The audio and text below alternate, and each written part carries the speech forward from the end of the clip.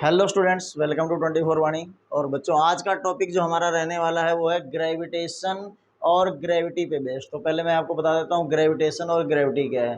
तो ग्रेविटेशन है बच्चों यूनिवर्स की कोई भी दो बॉडीज, यूनिवर्स की कोई भी दो बॉडीज, उनके बीच लगने वाला अट्रैक्शन का फोर्स, उनके बीच लगने वाला अट्रैक्शन का जो फोर्स है वो क्या है, ग्रेविटेशन। यानी अट्रैक्शन का फोर्स ऐसे नहीं है कि चार्ज पार्टिकल हैं दो और उनको हम दो बॉडीज मान लें और वो एक दूसरे को अट्रैक्ट कर रहे हैं तो उनके बीच के फोर्स को ग्रेविटेशन बोल दिया। नहीं, ग्रेविटेशन आता है मास की वजह से। तो दो बॉडीज अपने मास की वजह से एक दूसरे को क्या कर रही हैं, अट्रैक्ट कर रही हैं। तो वो कोई भी यूनिवर्स की दो बॉडीज हैं उनके बीच जो फोर्स लग रहा है उसको हम क्या बोलेंगे, ग्रेविटेशन। और ग्रेविटी क्या है, अर्थ और किसी और बॉडी के बीच जो फोर्स लग रहा है, अर्थ और किसी और बॉडी के बीच जो फोर्स लग रहा है उसको हम क्या बोलेंगे, ग्रेविटी। तो ग्रेविटेशन क्या है बच्चों, the force of attraction, the force of attraction between any two bodies, between any two bodies of universe.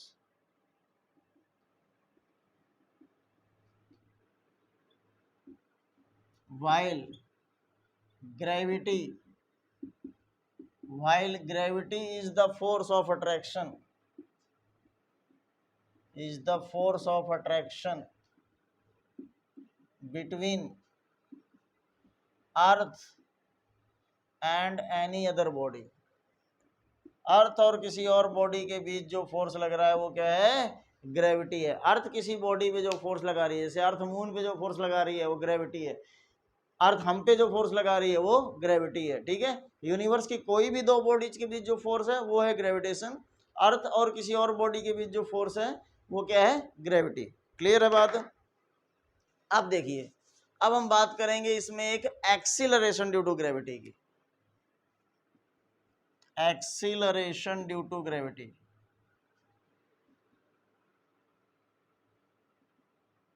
Acceleration due to gravity क्या है। अब जैसे मान लो कोई बॉडी अर्थ की तरफ गिर रही है, कोई बॉडी अर्थ की तरफ गिर रही है, तो क्या उसकी वेलोसिटी कांस्टेंट रहती है? नहीं, उसकी वेलोसिटी क्या हो रही है, चेंज हो रही है। तो वेलोसिटी चेंज हो रही है तो इसका मतलब उसमें क्या है, एक्सेलरेशन है। और ये एक्सेलरेशन किस वजह से आ रहा है, अर्थ के फोर्स की वजह से आ रहा है। अर्थ के फोर्स को हम क्या बोलते हैं, ग्रेविटी। यानी ये एक्सेलरेशन किस वजह से आ रहा है, ग्रेविटी की वजह से, एक्सेलरेशन ड्यू टू ग्रेविटी। ठीक है, इसलिए हम उसको क्या बोलेंगे, acceleration due to gravity. The force, sorry, the acceleration produced on a body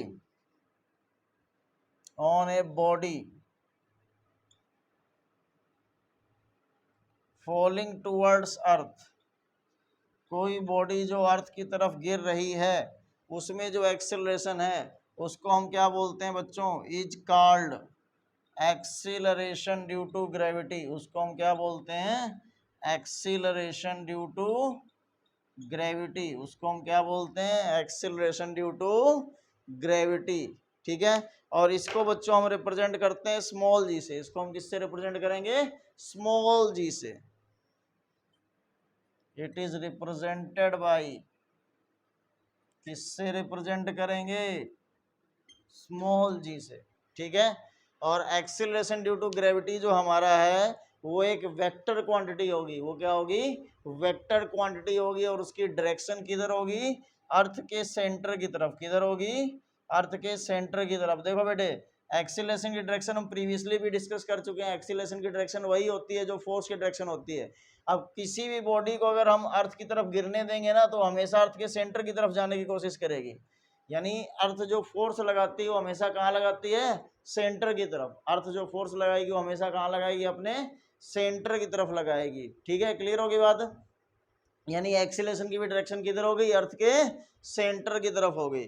तो यहाँ हम लिख देंगे it is a vector quantity, small g से डिनोट करेंगे। और ये क्या है, it is a vector quantity, vector quantity है। एंड इट्स डायरेक्शन, और इसकी जो डायरेक्शन है वो किधर है, is towards centre of earth. किधर है, अर्थ के सेंटर की तरफ, इसकी जो डायरेक्शन है वो किधर है, अर्थ के सेंटर की तरफ है। क्लियर होगी बात बच्चों।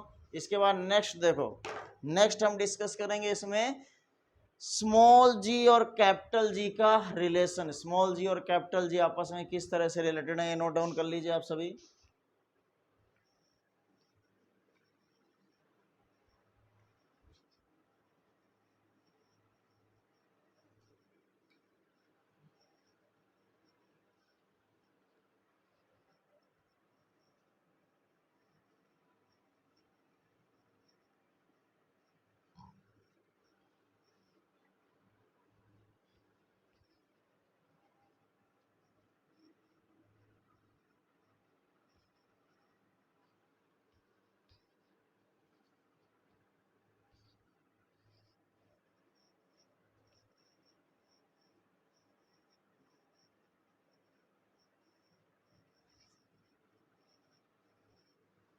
देखो बच्चों, relation between small g and capital जी।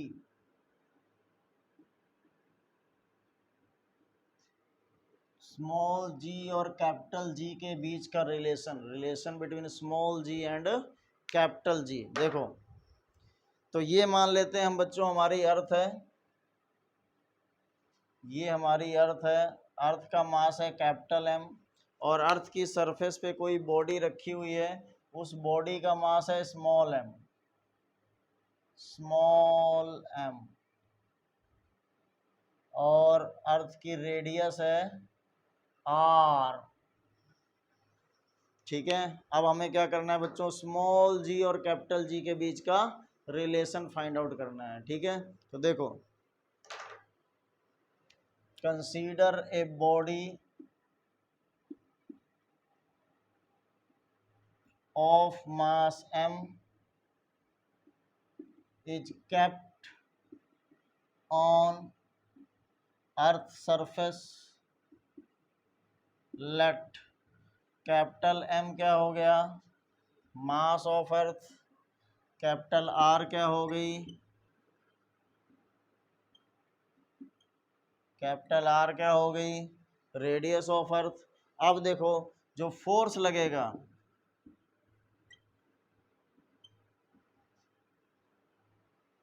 तो फोर्स कितना लगेगा, F बराबर जी, पहली बॉडी का मास दूसरी बॉडी का मास बाई आर स्क्वायर, पहली बॉडी का मास दूसरी बॉडी का mass by R square. Clear होगी बात।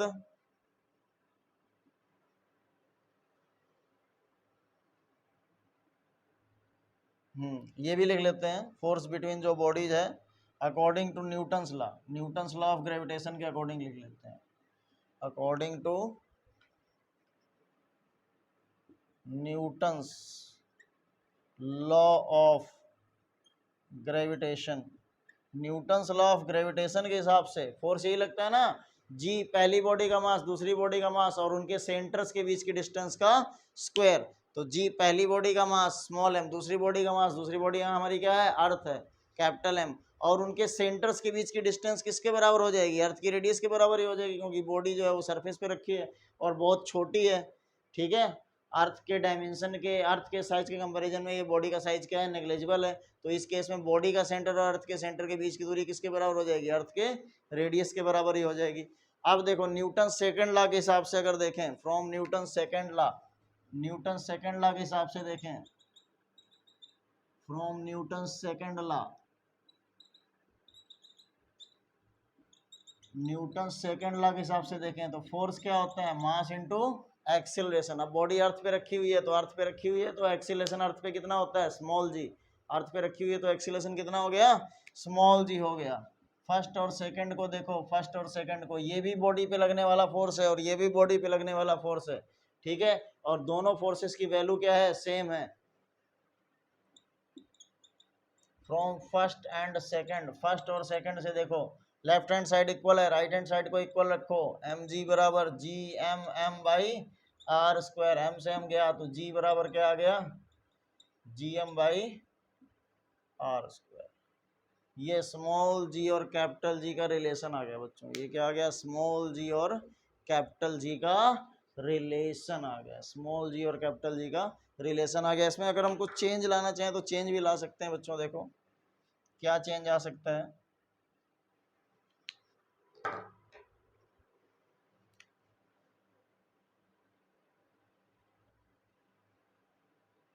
जी, कैपिटल एम क्या है, अर्थ का मास है। अब मास को हम क्या ले सकते हैं, वॉल्यूम इंटू डेंसिटी। क्या ले सकते हैं, वॉल्यूम इंटू डेंसिटी। वॉल्यूम क्या हो गया, 4/3 पाई r क्यूब। डेंसिटी क्या होगी, अर्थ की मान लेते हैं, रो होगी। और अपॉन में हमारे पास क्या है, आर स्क्वायर है। तो आर स्क्वायर से आर क्यूब कैंसिल हो जाएगा, आर स्क्वायर से आर क्यूब कैंसिल हो जाएगा। और जी का हमारे पास एक और फार्मूला बन जाएगा, 4/3 पाई r रो जी। ये स्मॉल जी और कैपिटल जी का एक और रिलेशन आ गया। ठीक है बच्चों, तो इन फॉर्मूलेस को हम यूज़ करेंगे किसमें, न्यूमेरिकल सॉल्व करने में। ठीक है, एक हम बेसिक इन्फॉर्मेशन और लिखते हैं मास और वेट के बारे में। ठीक है, ये सारा हालांकि आप सभी बच्चों को मोस्टली को पता भी होगा कि मास और वेट क्या है, फिर भी एक बार बता देते हैं ताकि न्यूमेरिकल सॉल्व करने में जिन बच्चों को नहीं पता उनको दिक्कत ना हो। तो ये नोट कर लीजिए।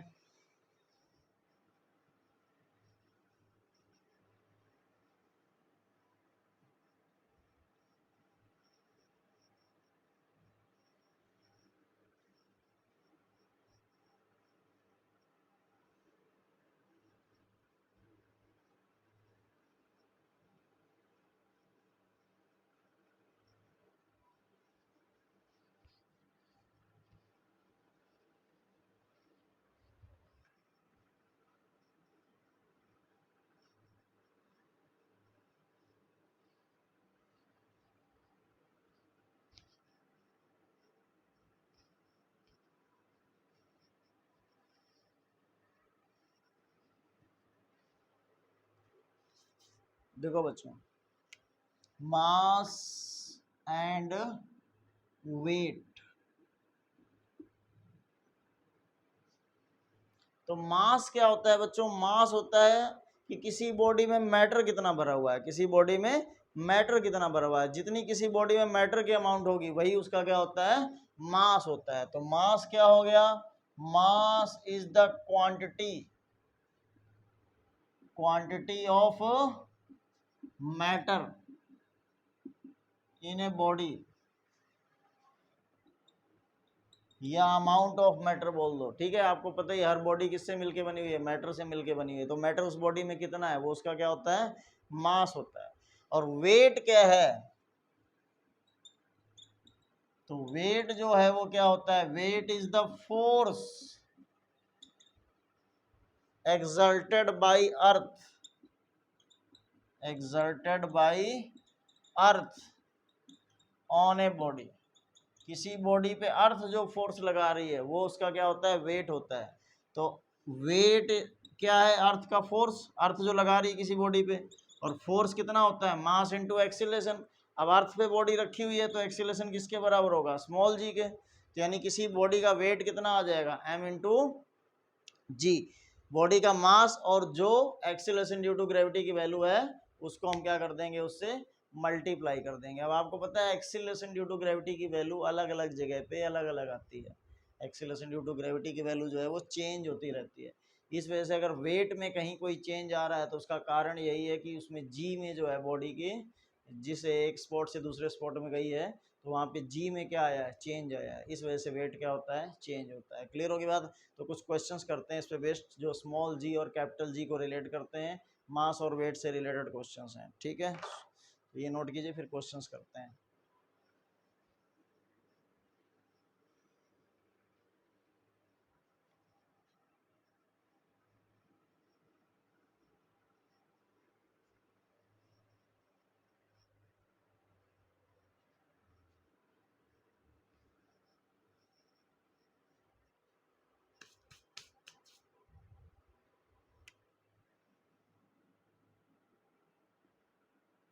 Wait of a body on moon, sorry on earth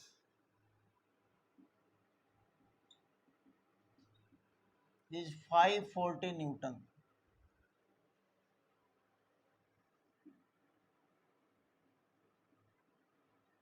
what will be weight on moon given that, ये आपको पता है कि वेट एक क्या है, अर्थ का फोर्स है, तो फोर्स का यूनिट न्यूटन होता है, तो इसलिए वेट का यूनिट क्या लगेगा, न्यूटन। मास का यूनिट किलोग्राम लिखा होगा, कई बार बुक्स में ऐसा लिखा होता है बॉडी वेट 5 kg, तो यहाँ आप 5 को वेट मत समझ लेना, 5 के आगे यूनिट kg लगा, इसका मतलब वो मास है। क्लियर होगी बात? तो what will be weight on moon given that radius of moon, radius of moon is 1/100 of earth and mass radius 1/4, radius 1/4 of earth and mass 1/100 of earth।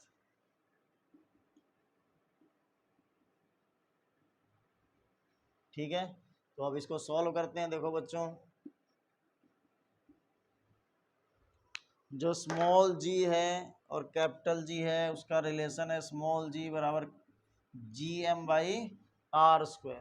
ठीक है, अब अर्थ पे जो है जी उसके हिसाब से अर्थ पे वेट आएगा और मून पे जो जी है उसके हिसाब से मून पे वेट आएगा। तो ऐसे करते हैं, मून पे जी निकालते हैं। तो मून पे जो जी है जी डैश बन गया है, अब जी डैश बन जाएगा जी, मून का मास चेंज हो चुका है, मास m डैश, रेडियस चेंज हो चुकी है r डैश। ठीक है, रेडियस r डैश स्क्वायर हो गया अब हमारे पास। अब देखो मास कितना है मून का, अर्थ के मास का 1/100, रेडियस कितनी है 1/4 है, तो ये कितना आ जाएगा, 4 का स्क्वायर ऊपर चला जाएगा 16, 16/100 GM/R²। अब GM/R² क्या है, अर्थ वाला जी, तो 16/100 इंटू जी डैश, ये अर्थ का एक्सीलरेशन ड्यू टू ग्रेविटी, यानी अर्थ पे जो जी है और मून पे जो जी है ये आपस में रिलेट हो गए। अब हमें मास को रिलेट करना है ना बच्चों, तो आप देखो क्या करते हैं, दोनों तरफ m से मल्टीप्लाई कर देते हैं, mg डैश बराबर 16/100 mg। अब mg क्या है, अर्थ पे वेट है, mg क्या है, अर्थ पे वेट है, और mg डैश क्या है, mg डैश क्या है, मून पे वेट है। 16/100 mg कितना है 540, कितना है 540, ये गया कितना आ गया अब 1.6 इंटू 54, 16 चौको 64, 16 पंचे 80 और 6 86, 86.4 न्यूटन। ये हमारे पास वेट कहाँ आ जाएगा, मून पे आ जाएगा बच्चों। क्लियर हो गया कंसेप्ट। इसी तरह का हम एक क्वेश्चन और कर लेते हैं, ये नोट कर लीजिए।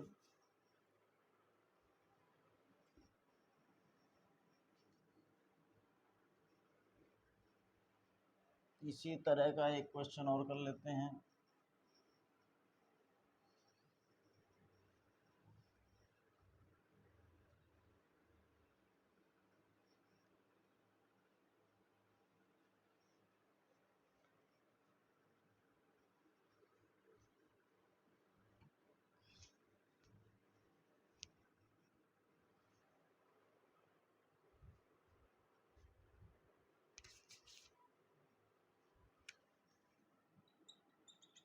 क्या कह रहा है question, if radius of earth, radius of earth shrink by 2%, shrink by 2%,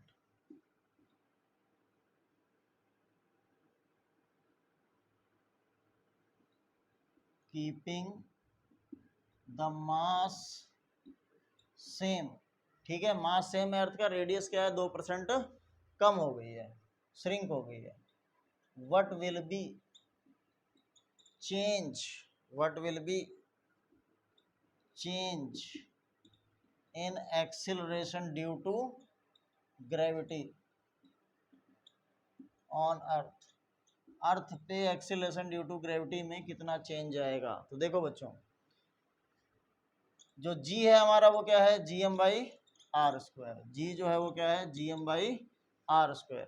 अब देखो मास वही है, रेडियस क्या हुई है, चेंज हुई है, 2% क्या हुई है, श्रिंक हुई है, यानी 2% कम हो गई। तो नई रेडियस क्या है, r माइनस 2/100 ऑफ r।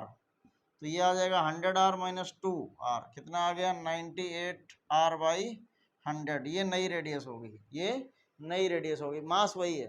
तो अब नया जो g होगा, नया जो g होगा, g डैश क्या आ जाएगा, मास वही है, नई रेडियस का स्क्वायर। ठीक है, मास वही है, नई रेडियस का स्क्वायर। तो नई रेडियस कितनी है, 98/100r, इसका स्क्वायर। तो क्या आ गया, 100 इंटू 100/98 इंटू 98 GM/r²। ये आ जाएगा बच्चों, सॉल्व करोगे तो 1.04, और GM/r² क्या आ गया, g आ गया। तो ये नया g आ गया। ठीक है, पुराना वैल्यू जो था वो g था, और नया जो वैल्यू है वो कितना आ गया, 1.04 g। तो चेंज कितना आ गया, अब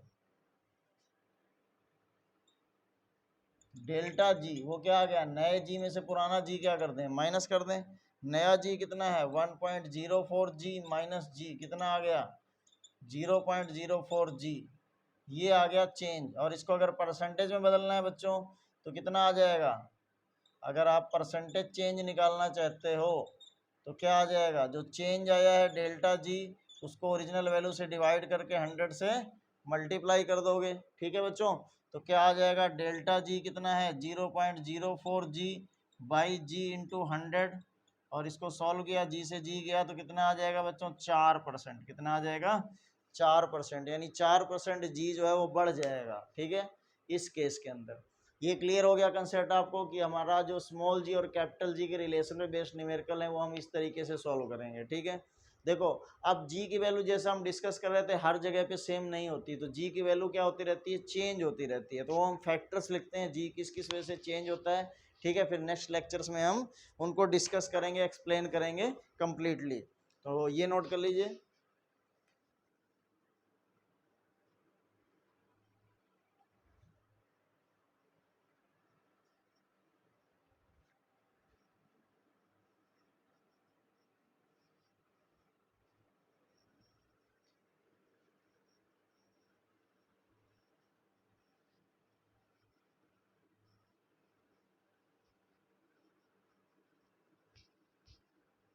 variation of g, variation of g, तो क्या हो गया, जो वैल्यू ऑफ जी है, the value of g is not same all over the earth, but change due to following factors. कौन कौन से फैक्टर्स की वजह से ये चेंज होते हैं g. First, variation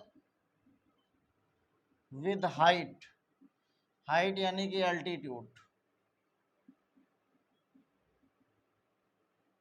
altitude change होने से भी जी क्या होता है, चेंज होता है। दूसरा, variation with depth, depth change होने से भी जी क्या होगा, चेंज होगा। मतलब आप अर्थ की सरफेस के अंदर जाओगे खड्डा खोद के तो भी जी क्या होगा, आपका चेंज होगा। ऊपर जाओगे, हाइट पे जाओगे, तब भी जी क्या होगा, चेंज होगा। Variation due to rotation of earth, earth की रोटेशन की वजह से भी जी क्या होगा, चेंज होगा। Fourth, variation due to shape of earth, earth के शेप चेंज होने की वजह से भी जी क्या होगा, चेंज होगा। क्लियर होगी बात। तो ये सारे फैक्टर्स हैं, इनको हम one by one next lectures में स्टडी करेंगे कि जी जो है हमारा इन फैक्टर्स की वजह से कितना चेंज होगा, कैसे चेंज होगा। तो मिलते हैं बच्चों नेक्स्ट लेक्चर में, तब तक के लिए सी यू, बाय बाय।